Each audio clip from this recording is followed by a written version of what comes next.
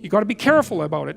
You can't have everything. You can have what would be good for you, but you have to figure out what it is, and then you have to aim at it. Well, my experience with people has been if they figure out what it is that would be good for them, and then they aim at it, then they get it. And it's strange because they don't it's a strange thing. It's not quite that simple because, you may formulate an idea about what would be good for you, and then you take 10 steps towards that, and you find out that your formulation was a bit off, and so you have to reformulate your goal. So you're kind of going like this as you move towards the goal. But a huge part of the reason that people fail is because they don't ever set up the criteria for success. And so, since success is a very narrow line and very unlikely, the probability that you're going to stumble on it randomly is 0. And so there's a proposition here, and the proposition is, if you actually want something, you can have it. Now the question then would be, well, what do you mean by actually want?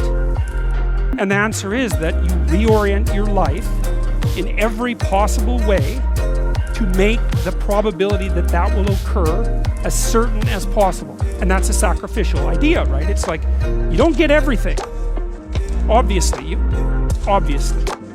But maybe you can have what you need. And maybe all you have to do to get it is ask. But asking isn't a whim or today's wish. It's like, you have to be deadly serious about it. You have to think, okay, like, I'm taking stock of myself. And if I was going to live properly in the world, and I was going to set myself up such that being would justify itself in my estimation, and I don't mean as a harsh judge, exactly what is it that I would aim at? And so the issue is not so much the blindness of others, even though there's as much blindness among others as there is for you.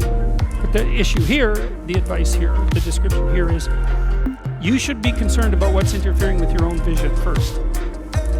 And you should leave other people the hell alone in relationship to that.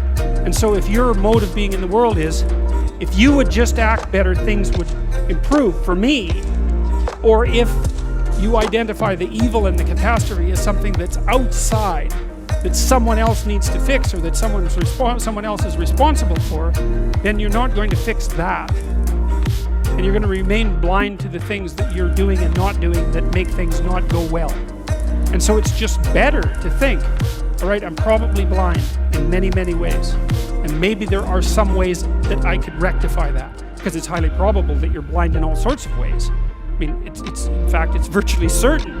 And so it's just more useful to think, how is it that I'm wrong in this situation?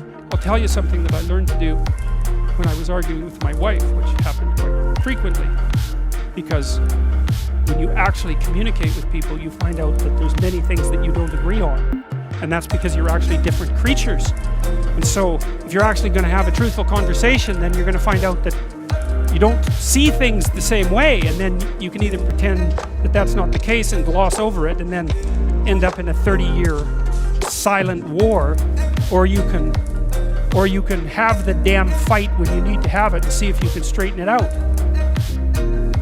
So now and then we'd get in a situation where we were at loggerheads, we couldn't move, and it would spiral up into hate speech, let's say. Yeah, everyone laughs because they know they manifest plenty of hate speech towards those they love. So one of the things we learned to do was, when we hit an impasse, was to separate and to go our own ways, and to go sit and think, okay, look, we're at this unpleasant situation. We can't figure out how to move forward. I'd always think, of course it's her fault. Obviously it's her fault. At least 95%. But maybe there was something I did that contributed like 5% to it. If you do what it is that you're called upon to do, which is to lift your eyes up above the mundane, daily, selfish, impulsive issues that might beset you, and attempt to enter into a contractual relationship with that which you might hold in the highest regard, whatever that might be, to aim high and to make that important above all else in your life, that fortifies you against the vicissitudes of existence like nothing else can. And I truly believe that that's the most practical advice that you could possibly receive. The way that you fortify your faith in life is to assume the best, something like that, and then to act courageously in relationship to that. And that's tantamount to expressing your faith in the highest possible good. It's tantamount to expressing your faith in God. And it's not a matter of stating, well, I believe in the existence of a transcendent deity, because in some sense, who cares what you believe? I mean, you might and all that, but that's not the issue. It's not the issue. The issue, it seems to me, is how you act. The issue is not what you believe as if it's a set of facts, but how you conduct yourself in the world. The purpose of thinking is to let your thoughts die instead of you. It's a brilliant notion, and so the idea is something like,